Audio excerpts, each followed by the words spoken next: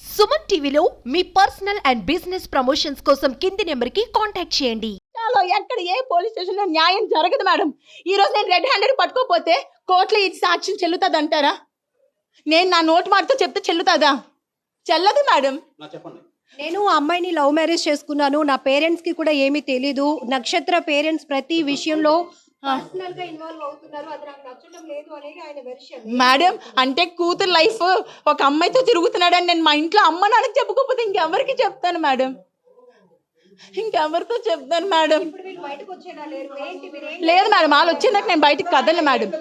నేను కదలను, నేను చావనేం చేస్తాను. ఇక్కడ నేను పెట్రోల్ వేసుకుని తగలేడతాను కానీ వాళ్ళు రాకుండా బయటకే వెళ్ళరాను మేడం.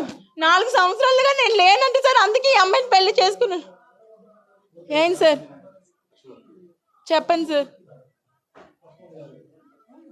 ఏం సార్?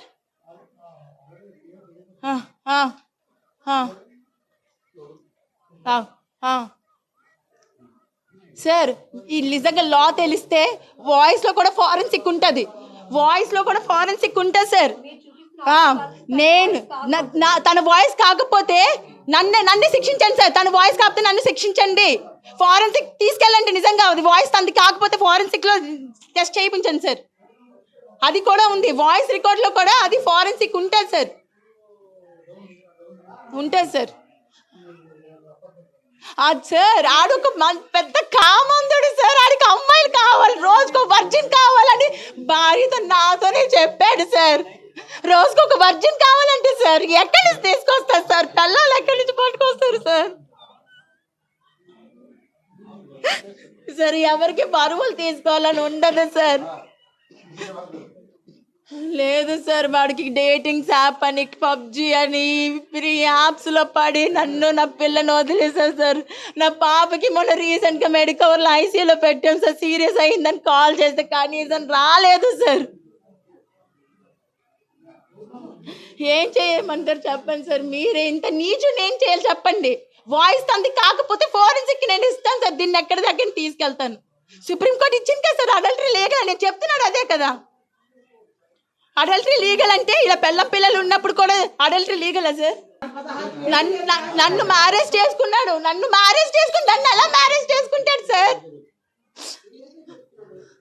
నన్నుతో నేను డివోర్స్ కూడా పిటిషన్ వేయలేదు సార్. దిశాలో వేసాను సార్, 2 years బ్యాక్ వేసాను. నాకు అమ్మాయి బయటికి రావాలి సార్. మేడం మీకు ఒక్క విషయం చెప్తాను, ఇలాంటి ఎదవల్ని వదిలేస్తే రోజుకొక అమ్మాయిని పాడు చేస్తాడు మేడం వీడు. నాకు తెలుసు సార్, తెలుసు సార్. ఇవాళ అమ్మాయిని డైరెక్ట్గా చూడడం సార్. ఆ అమ్మాయి ఒక పొలిటీషియన్ కూతురు అంటే సార్. పోలీసులు కూడా మీరు చూస్తున్నారు, అతను తేజ్ బయటకు వచ్చి మాట్లాడేందుకు కూడా ఇష్టపడటం లేదు. లోపలికి వెళ్ళి ఆయన కూడా డోర్ లాక్ చేసుకున్నాడు. ఇక్కడ నక్షత్ర పోలీసుల్ని ఆశ్రయించింది, మీడియా వాళ్ళని కూడా ఆశ్రయించింది, మీడియా వాళ్ళని ఆశ్రయించింది. తర్వాత అతను లోపలికి వెళ్ళి డోర్ కూడా ఓపెన్ చేయడానికి ఇష్టపడటం లేదు. సో ఇక్కడ మీరు చూస్తున్నారు, యూనిఫామ్ లో ఉన్నటువంటి ఒక కానిస్టేబుల్ వచ్చినప్పటికీ కూడా అతను ఏమాత్రం రెస్పాండ్ అవ్వడానికి ఇష్టపడలేని పరిస్థితులు. నక్షత్ర చెప్తోంది, తాళి కట్టిన భర్తను కావాలని కోరుకుంటున్నాను. నేను ఒకరితో పెళ్ళయింది, అతనికి ఆల్రెడీ పాప ఉందని తెలిసి కూడా మరొక అమ్మాయి నాకు పొలిటికల్ బ్యాక్గ్రౌండ్ ఉందని, లేకపోతే నాకు చాలా పెద్ద బ్యాక్గ్రౌండ్ నాదని చెప్తూ తనే నాకు కావాలంటూ ఆ అమ్మాయి ఇతనితో ఉండటం కూడా ఇక్కడ మనం చూస్తున్నాం. ఇది ఒక హౌస్ ఎన్విరాన్మెంట్ కూడా కనపడుతోంది. ఇక్కడైతే తేజ్ మాత్రం ఇది ఒక ఆఫీస్ అని, ఆఫీస్ పర్పస్ లో అమ్మాయి వచ్చిందని చెప్పే ప్రయత్నం చేస్తున్నప్పటికీ కూడా నక్షత్ర చెప్తున్నట్టు ఆ అమ్మాయితో పాటు ఆ అమ్మాయిని మెయింటైన్ చేస్తూనే పెళ్లి కూడా చేసుకుని ఇక్కడ అపార్ట్మెంట్ తీసుకున్నాడు.